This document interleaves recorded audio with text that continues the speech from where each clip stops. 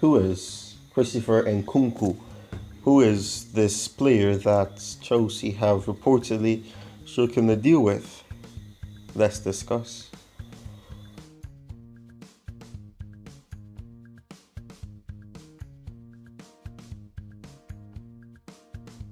Alright, Christopher Nkunku's outstanding 2021-2022 season with RB Leipzig propelled him into the gossip pages across Europe. The Frenchman began his career as a central midfielder but has since transformed into one of the most dangerous and sought after centre forwards around, with a number of elite clubs rumoured to be interested in signing him. With double digits in both goals and assists in Bundesliga's games in 2022-2023 and another 10 in European games, France has received numerous international caps, in addition to sparking intense transfer rumours. Nkunku is a right-footed attacker who can play either centrally or out wide. His ability to dribble is his finest quality, as he excels at navigating a press and escaping small spaces. Unless there is a particularly attractive space to push the ball into, he frequently keeps the ball close to him with his first touch when receiving.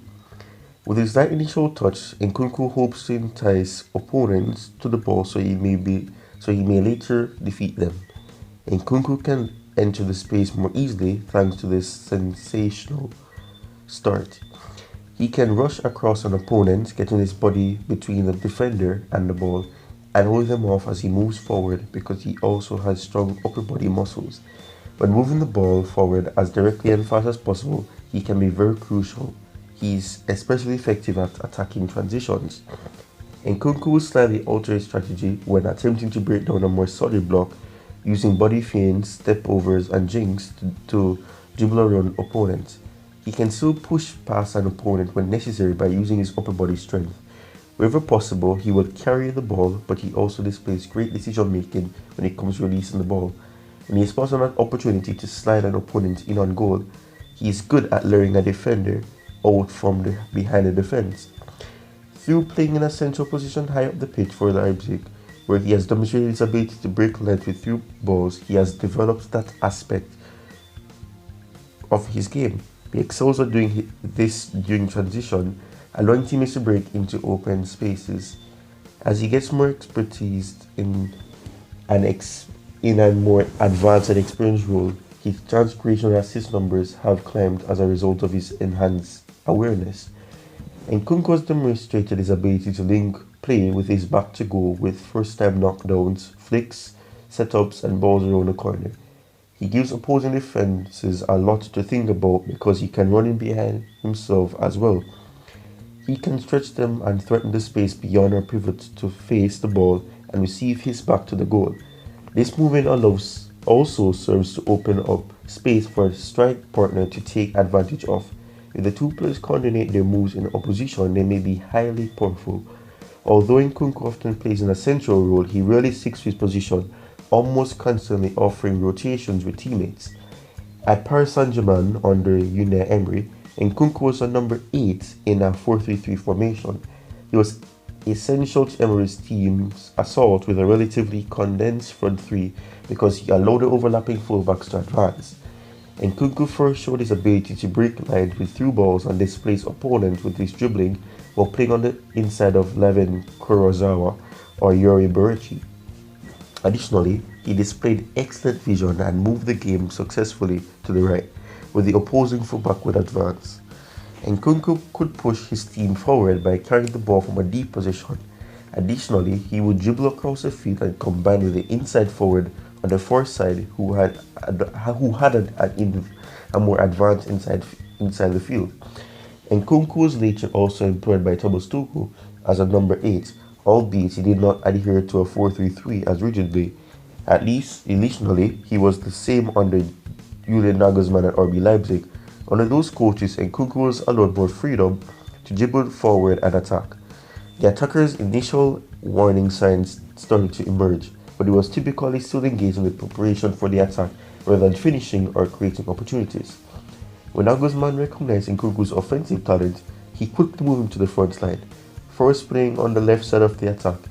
Nkunku developed his wide area combination play and his capacity to outrun the opposition's defense under Nagelsmann.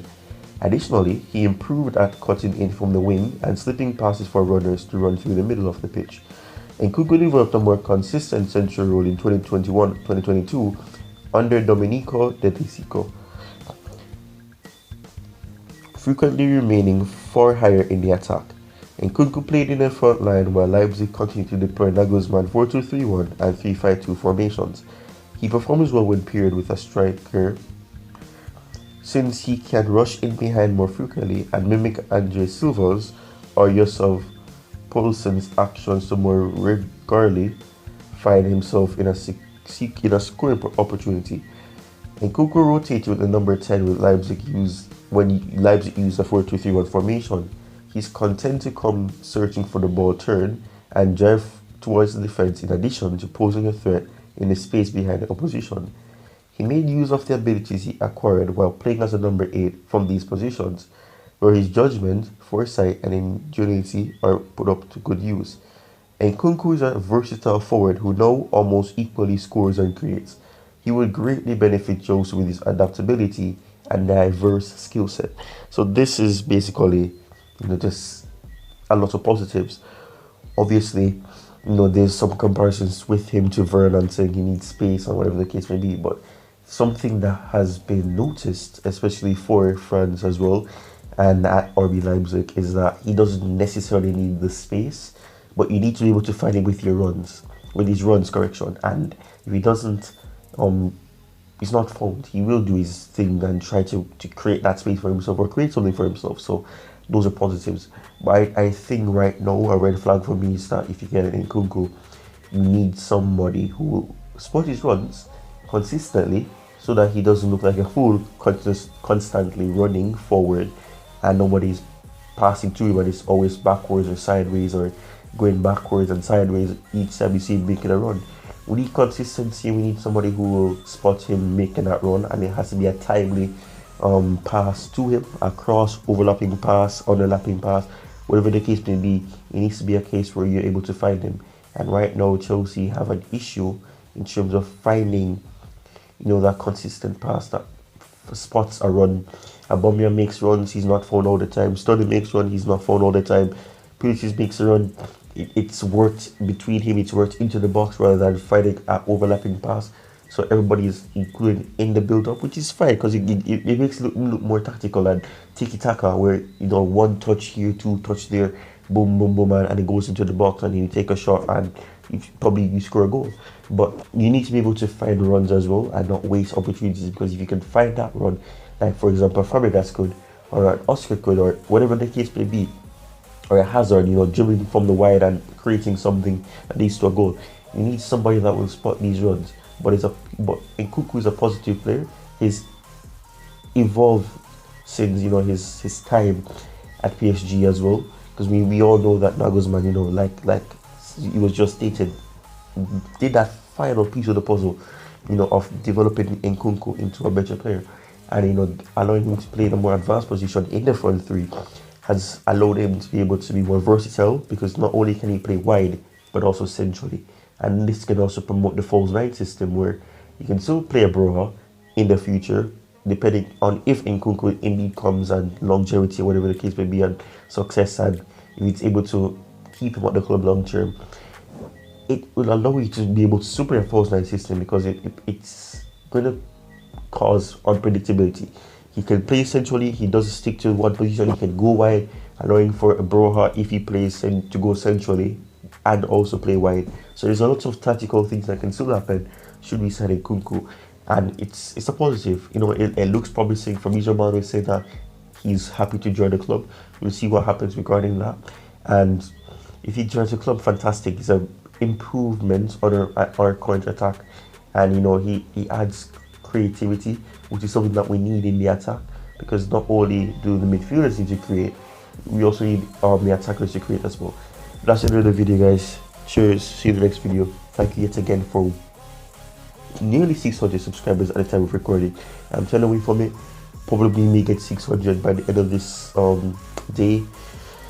Hopefully we get to 1000 soon, but 600 is amazing. I cannot stress enough how happy and appreciative I am of all the subscribers that I've gotten over the space of 21 days. I appreciate it. Thank you guys. Cheers. See you in the next video.